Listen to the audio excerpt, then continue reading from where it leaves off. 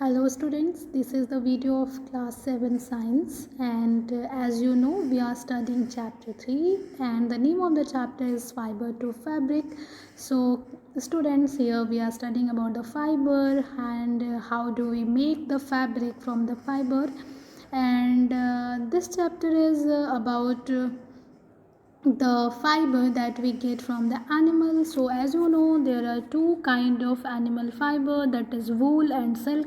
So in the earlier video we had talked about the wool, and in this video we are going to study about the silk fiber. So silk is a natural fiber. Silk एक natural fibre है. क्यों आप natural fibre बोलेंगे? क्योंकि natural fibre वो fibre होते हैं जो हमको प्लांट्स एंड एनिमल से मिलते हैं. तो सिल्क भी एक ऐसा फाइबर है जो हमको कहाँ से मिलता है? एनिमल से मिलता है. और कौन से एनिमल से मिलता है? Do you know that is called silk worm. Silkworm, and silkworm gives us the silk fiber. That's why you will call it natural fiber.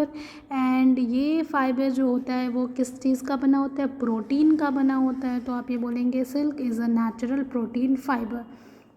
अगर आप इसकी क्वालिटी की बात करें तो it is a strong, soft, shiny and very fine fibre. Okay, अगर आप इसकी क्वालिटी देखेंगे तो आप पाएंगे ये बहुत ही ज़्यादा मजबूत होता है, बहुत ही सॉफ्ट होता है, शाइनी होता है, चमकदार होता है और बहुत ही ज़्यादा फाइन होता है.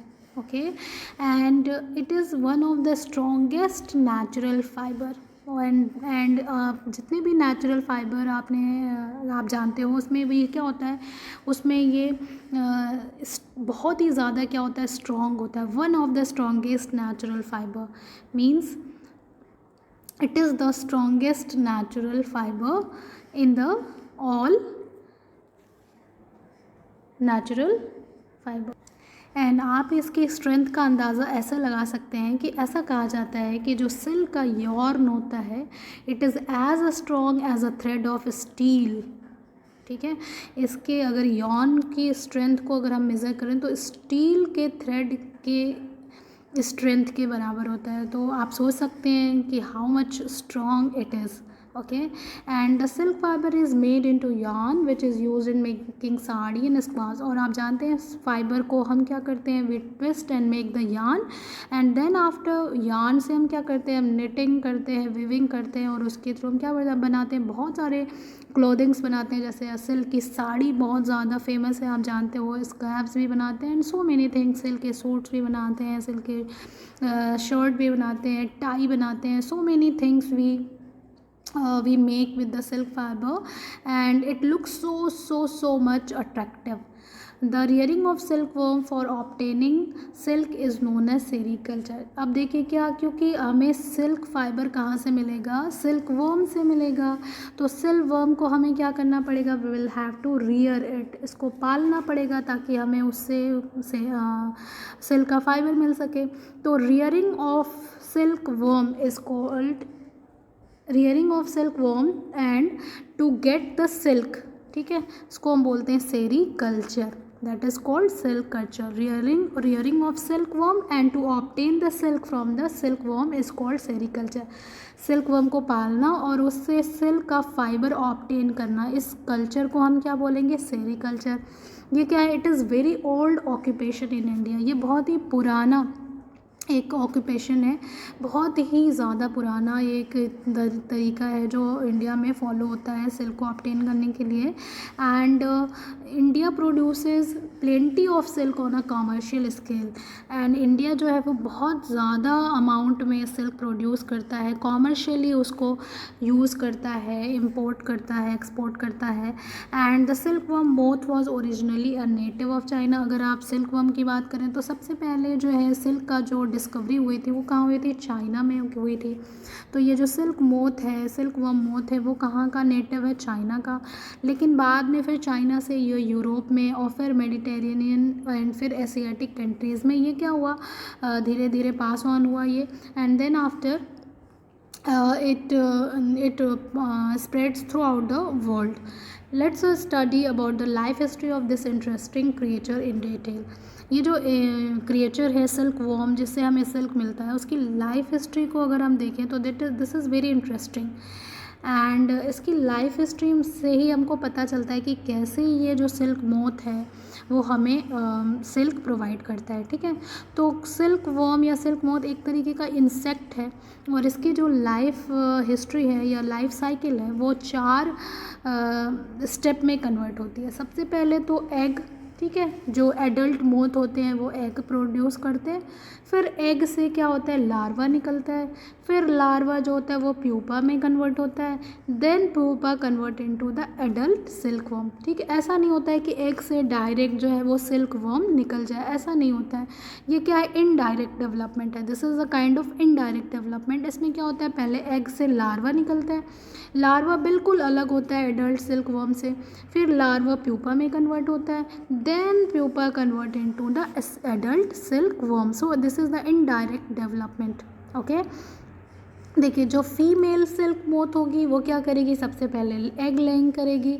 अब ये जो सिल्क मोथ होती हैं उनको मलबरी का प्लांट बहुत ज़्यादा पसंद होता है, मलबरी शहतूत का पौधा उन्हें बहुत ज़्यादा पसंद होता है। वो उसी पे अपनी लाइफ जो है वो एग लेइंग और लार्वा का हैचिंग और ककून फॉर्मेशन, प्यूपा फॉर्मेशन, ये सारा कहाँ होता है, उनकी जो लाइफ का ज़्यादातर पार्ट होता है वो मलबरी के पौधे पे स्पेंड होता है। ओके, एंड जो एग होता है, एग से जो लार्वा निकलता है हम उसको क्या बोलते हैं, कैटरपिलर बोलते हैं या फिर सिल्क वर्म बोलते हैं। ठीक है, सिल्क वर्म जो होता है जैसे ही निकलता है, कैटरपिलर एग से हैच होता है, उसका बस एक ही काम होता है, टू फीड, खाना खाना। क्या खाता है वो, mulberry leaves, it feeds on the mulberry leaves and grow in size. वो क्या करता है, जैसे ही एग से लार्वा निकलता है वैसे ही ये सिर्फ एक काम करता है, मलबरी लीव को खाना शुरू करता है ये सिल्क वर्म कैटरपिलर, और खूब खाता है, खूब सारा लीव्स को खा खा कर क्या हो जाता है, खूब बड़ा सा हो जाता है, it grows in size and then it enters into the another next stage that is called pupa. ठीक है, इसमें क्या करता है, it first weaves a net to hold itself. सबसे पहले ये क्या करता है, अपने आप पहले एक नेट वो वीव करता है, बुनता है और अपने आप को उससे होल्ड कर लेता है। Then it swings it head from the side to form the figure 8। ठीक है, फिर ये अपने हेड को जो है 8 के मोशन में, ठीक है, साइड टू साइड 8 के ऐसे मोशन में ये क्या करता है, मूव करता है, और during this movement it secretes a fibre made of protein which hardens on exposure to it. और ये इस तरीके से क्या करता है, अपने सलाइवरी ग्लैंड से एक फाइबर सिक्रीट करता है, like this like this like this. And ये जो सलाइवरी ग्लैंड से जो सिक्रीशन, जो एक फाइबर लाइक सिक्रीशन निकलता है वो कैसा होता है, प्रोटीन का बना होता है। और यही जो इसके सलाइवरी ग्लैंड से जो फाइबर निकलता है प्रोटीन का बना हुआ, यही क्या होता है, यही सिल्क फाइबर होता है, जो एयर के एक्सपोजर पे आने में क्या हो जाता है, हार्ड हो जाता है। पहले तो ये लिक्विड ही होता है, लेकिन जैसे ही ये एयर के कांटेक्ट में आता है, ये प्रोटीन का थ्रेड उसके जो सलाइवरी ग्लैंड से निकलता है वो क्या हो जाता है, हार्डन हो जाता है, and then it become silk fibre. ठीक है, तो ये जो लार्वा है ये अपने आप को कम्प्लीटली सिल्क फाइबर से क्या कर लेता है, कवर कर लेता है। ठीक है, और उस कवरिंग को हम क्या बोलते हैं, cocoon, like you can see here, उसको हम क्या बोलते हैं, ककून। सिल्क फाइबर से ये अपने आप को पूरा इस तरीके से ही क्या कर लेता है, कवर कर लेता है, और इस कवरिंग को आप क्या बोलते हो, ककून बोलते हो। ठीक है, and at this stage the larva is called pupa. अब इसके अंदर जो प्यूपा के अंदर जो लार्वा है, अब उसको आप क्या बोलोगे, you will call it pupa. ठीक है, ककून के अंदर जो लार्वा है उसको आप क्या बोलेंगे, pupa. And the further development of the pupa takes place inside the cocoon. और इस ककून के अंदर ही इसकी डेवलपमेंट होगी कंप्लीट। एंड ककून जो है आपको कैसे दिखाई देते हैं, वाइट या क्रीम या येलो कलर के आपको दिखाई देते हैं। इसके अंदर ही क्या होता है, लार्वा कम्प्लीटली एडल्ट में कन्वर्ट हो जाता है, फिर ककून को ओपन करता है और फिर वहाँ से बटरफ्लाई जो होती है, जो ये मोथ होता है, सिल्क मोथ, ये क्या होता है, निकल कर उड़ जाता है। ठीक है। On reaching adulthood the moth breaks out the cocoon, cocoon को ब्रेक आउट करता है and then after they fly, और उसके बाद male and female moth mating करते हैं, फिर फीमेल जो होती है एग लेइंग करती है। इस तरीके से फिर ये लाइफ साइकिल क्या होती है, रिपीट होती है। ठीक है। तो this is the life cycle of silk moth और सिल्क वॉर्म। ठीक है। सबसे पहले क्या होगा, मेटिंग होगी, देन फीमेल एग लेइंग करेगी। कहाँ करेगी, मलबरी की लीव्स पे। एग से लार्वा निकलेगा जिसको आप सिल्क वॉर्म बोलते हो। ये सिल्क वॉर्म थोड़ी देर खूब खाएगा, खूब मलबरी लीव्स को खाएगा, अपने साइज़ को बड़ा करेगा and after that it will secrete the saliva in the form of thread and वो थ्रेड से अपने आप को बिल्कुल कवर कर लेगा। ठीक है। और ककून बना देगा। ककून के अंदर ये आराम करेगा और इसकी बॉडी में क्या होगी, डेवलपमेंट होगी। एंड ये ककून जो है वो जिस थ्रेड का बना होता है, जिस फाइबर का बना होता है, उसी को हम सिल्क फाइबर कहते हैं। ठीक है। चलिए अब हम बात करेंगे फ्रॉम ककून टू सिल्क, क्योंकि ककून जो है वो सिल्क फाइबर का बना है, तो अगर हमको सिल्क फाइबर चाहिए तो we should have to take the cocoon. ठीक है। हमें ककून चाहिए होगा। तो ककून से सिल्क हम कैसे बनाते हैं, इसके लिए हमको प्रोसेसिंग ऑफ सिल्क पढ़नी पड़ेगी। ठीक है। प्रोसेसिंग ऑफ सिल्क, कैसे सिल्क से हम बनाते हैं, कैसे हम ककून से सिल्क को ऑब्टेन करते हैं।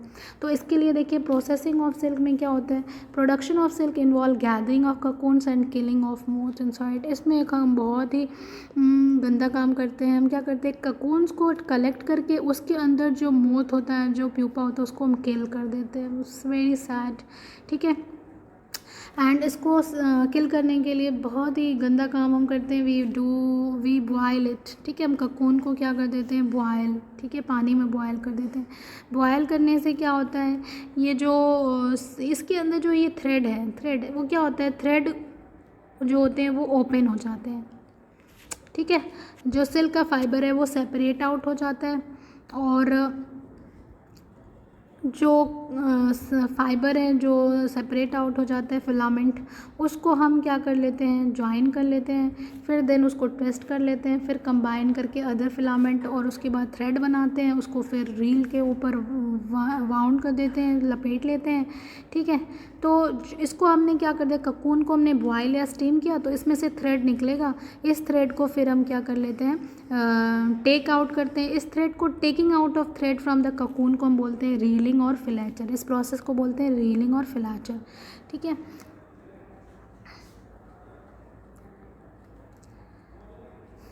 then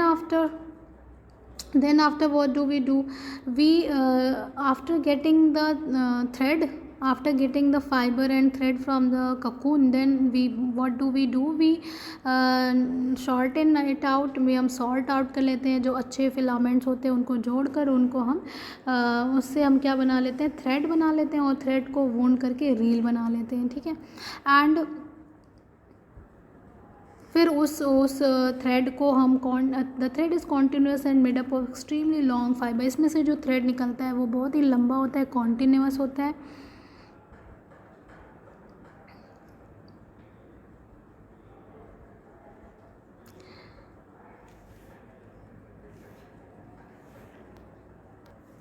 okay, now there are 4 different types of silk thread में 10 भी प्रोड्यूस। ठीक है। 4 तरीके के सिल्क थ्रेड होते हैं, जैसे organzine, crepe, tram and thrown singles. ठीक है। Now we will talk about the properties of silk. Silk में क्या क्या प्रॉपर्टी होती है, it is a smooth and soft texture, बहुत ही ज़्यादा स्मूथ एंड सॉफ्ट होता है। स्ट्रॉन्गेस्ट नेचुरल फाइबर होता है, cool to wear in summer and warm to wear in winter. आप गर्मी में पहनेंगे तो आपको कूल फील होगा, आप ठंडक में पहनेंगे तो आपको वार्म फील होगा, तो बहुत अच्छा है। एब्जॉर्ब मॉइस्चर को एब्जॉर्ब कर लेता है, तो गर्मी में इसको पहनने में दिक्कत नहीं होती है। यूजेस ऑफ सिल्क, सिल्क का काम यूज़ करते हैं तो बहुत सारे कपड़े बनाते हैं, स्कार्फ बनाते हैं, साड़ी बनाते हैं, ड्रेसेस बनाते हैं, बुलेट प्रूफ वेस्ट बनाते हैं, पैराशूट्स में भी हम इस्तेमाल करते हैं। Non absorbable sutures in surgery, surgery में जो धागा होता है, ठीक है, सर्जरी में हम धागे से टाँके लगाते हैं, उसके लिए हम यूज़ करते हैं। अब देखिए, जो सिल्क इंडस्ट्री में कुछ जो लोग काम करते हैं उनके लिए कुछ रिस्क होता है। क्या होता है, जो working in cramp poorly ventilated room during production of silk lead to breathing problem. ठीक है, जहाँ पे लोग काम करते हैं अगर वहाँ पे पुअर वेंटिलेटेड रूम है, हवा आने का कोई सोर्स नहीं है और बहुत ही अजीब सा कमरा होता है, उसमें लोग काम करते हैं, तो वहाँ पे ब्रीदिंग प्रॉब्लम होने लगती है, लोगों को सांस लेने में तकलीफ़ होने लगती है। अब क्योंकि वो ये वर्म से हमें मिलता है सिल्क, तो डेड वर्म को जो है वो बेयर हैंड से हम हैंडल करते हैं, तो उससे क्या होता है, इन्फेक्शन और इलनेस का खतरा होता है। ठीक है, क्योंकि हम कीड़े मकोड़े को हाथ से पकड़ रहे हैं तो इन्फेक्शन का खतरा होता है। और वर्कर्स जो होते हैं उन, क्योंकि सिल्क का थ्रेड जो होता है वो बहुत ही फाइन, बहुत ही महीन होता है, पतला होता है, तो उसको बहुत ज़्यादा फोकस करके बहुत ध्यान से आँख पे स्ट्रेन पड़ता है, प्रेशर पड़ता है, उसके थ्रू देखना पड़ता है। और they have to stand for 12 to 16 hours a day, और पूरे दिन में 12 से 16 घंटे वो लोग काम करते हैं। इससे उनको पीठ में दर्द, बैक एक हो जाता है, विज़न प्रॉब्लम, आँखों में प्रॉब्लम हो जाती है, लेग डिफॉर्मिटीज़, पैर में प्रॉब्लम हो जाती है। ठीक है, एंड इस तरीके से जो है उनके जो है गर्दन झुक जाती है एंड नेक में पेन होता है, तो इस तरीके की प्रॉब्लम्स आने लगती है जो लोग सिल्क इंडस्ट्री में लगातार बहुत ज़्यादा देर तक काम करते हैं। So these are the occupational hazard in the silk industry. So this is all for this video and till then thank you everyone.